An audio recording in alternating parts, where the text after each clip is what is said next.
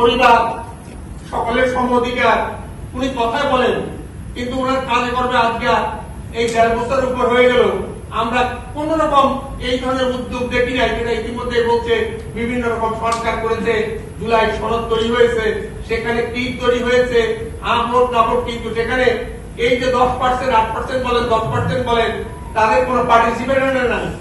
তা যদি না থাকে তাহলে এটা কি সংস্কার হলো, কি গণভোট হবে, আবার কেনই বা সেটা হবে, যেখানে সরকারকে আমরা সেই ধরনের কোন দিক থেকে দেখছি না যে কোন রকম দিক থেকে তাদের ভিতরে মানবিক মূল্যবোধ, সাম্য, সমতা তাদের ভিতরে বর্তমান আছে।